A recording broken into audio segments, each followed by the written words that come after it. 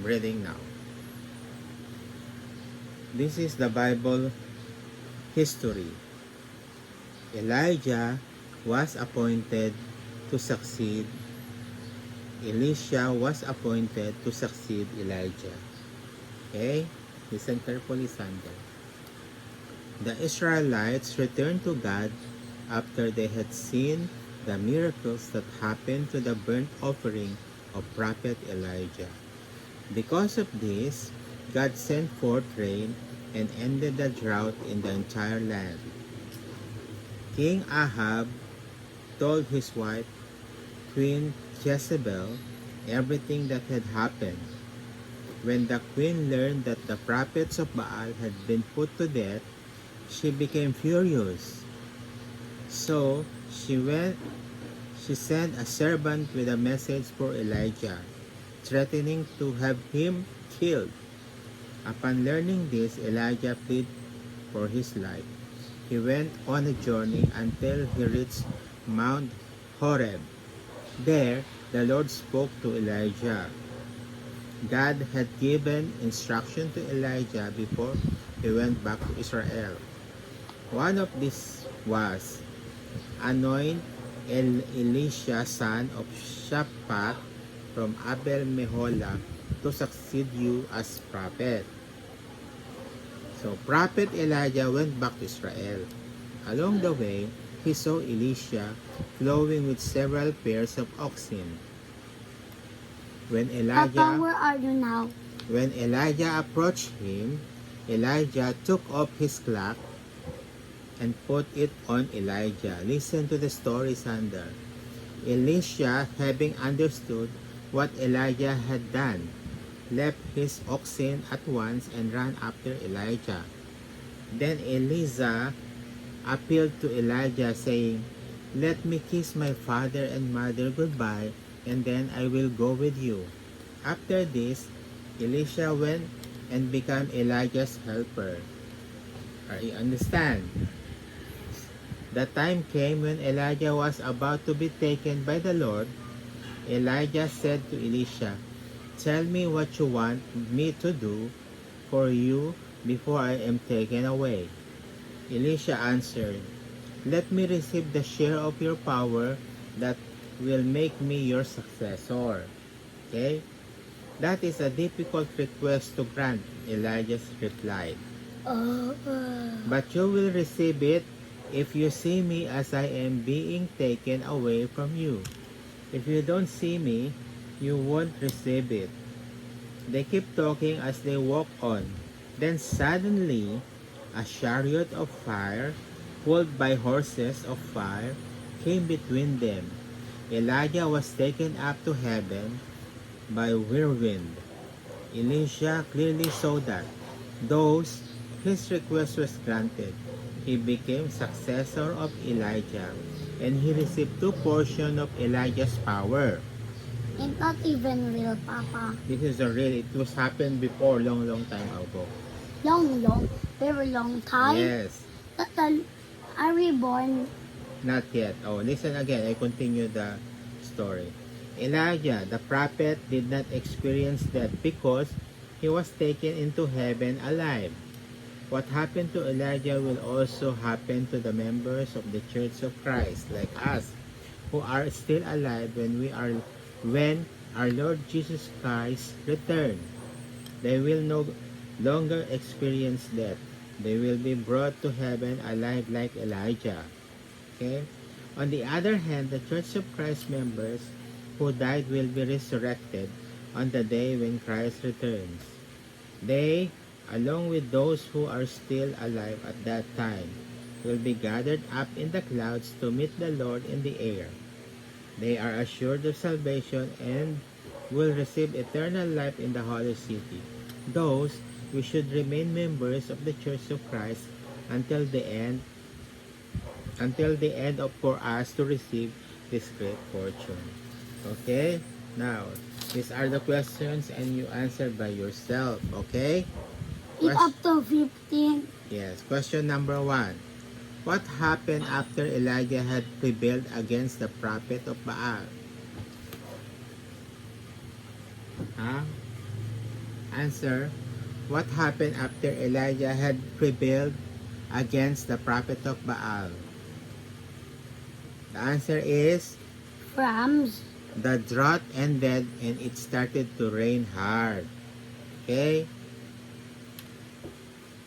Number 2. Am I gonna write that down? Number 2. When Ahab told his wife Jezebel all that Elijah had done, what did she do? He What's the answer? ran. No. She sent a message to inform Elijah of her intention to kill him. Okay? But why he want him to kill him? Because Elijah is doing good to the people and the king doesn't like it because the king is so bad. Oh, number 3. But let me ask you one question. But what happened to the king? Listen to my Did- question. Okay, did it died? Number 3. What did Elijah do upon learning this? Because because Ahab sent a message to Elijah that the queen sent a message that Elijah will be killed. So what Elijah do or did? He fled for his life and went to the wilderness. So Elijah went away and go to the mountain and nowhere. Papa, let me tell you this one question. But it medieval times. What? Listen first. Okay, Number 4. What did the Lord command Elijah to do? What's your answer? He was instructed to anoint Elisha to succeed him as prophet. Don't do that kasi. okay. Number 5. When Elijah went to Elisha and found him plowing, what did Elijah do when he passed by Elijah? He took off his cloak and put it on Elijah. So, Elijah took off his cloak and put to Elisha the necklace clock. Okay? But why? Because that's the God's wants to do. Okay? It that mean or not mean?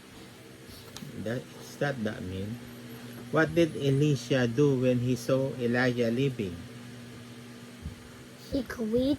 He left the oxen and ran after him. Okay? What did Elisha say to Elijah? So Elisha said, he would kiss his father and mother goodbye and then go with Elijah. Okay? So Elisha left the mother and the father and helped Elijah to help him spread the words of God. Okay? Would pet the guards on God. Spread the words of God. Like those good words came from God. Okay? Papa, After this, what did Elisha do? He went and followed Elijah as his helper. So Elisha became a helper of Elijah. Are you listening? yes. Get closer. Number 8. Or number 9. When the time came for the Lord to take Elijah up to heaven, what did he tell Elijah? Answer is, tell me what you want me to do for you before I am taken away by God. Oh, that's okay. What did Elijah ask for? Elijah answered, let me receive the share of your power that will make me your successor. Okay? Okay. Number 11. What did Elijah answer? That is a difficult request to grant. but you will receive it if you see me as I am being taken away from you. If you don't see me, you won't receive. Number 12. As they walk on, what happened to Elijah as Elisha spoke to him? A chariot of fire, pulled by horses of fire, came between them. And Elijah was taken up to the heaven by a whirlwind. See? Could you imagine? So God sent a dancing fire and a horse fire But why? to get Elijah going up to the heaven. What is heaven? Heaven is the place of God. Okay, let me tell you it again. What is medieval times? Hmm? What is medieval times? What do you mean mid? Medieval time. We will meet evil times when we are going out and meet bad people. What is medieval times? That's what I'm answering you. How about this? The Wild West. Sander, you have to listen. Where are we? Number 13. Are there others like Elijah who will be taken up to heaven and never experience death? So the question is Elijah will taken up to the heaven, never experience death? Yes, there are. They are the members of the Church of Christ who will still be alive on the second advent of Jesus Christ. You know, Jesus Christ, He's the God. Son of God. Jesus Christ is the Son of God. The Son of God. Yes. Is it a tao or look like the same Tao. a Like tao like us. a tao not pirate look like God? Yes. Number 14. I got to be because I might be dreaming. Number 14. On the other hand, what will happen to the members of Church of Christ who died before the second advent of Christ? Those who died in Christ will rise first, and together with those who are alive when Christ returns, will be gathered up in the clouds to meet the Lord in the air. What Lord in the air? That's God. Lord is God. We're gonna meet the Lord or the God in the air when Lord's Son Jesus Christ coming back again. Okay. Number 15, the last question. What should we do to be surely blessed to meet the Lord on His return? What should we do to be surely blessed to meet the Lord on His return? Pray. The answer, we should keep or obey His words and pray always. And pray always. Yes. I Okay. already said that pray, but not always that part. Okay, I understand. Now, let's pray.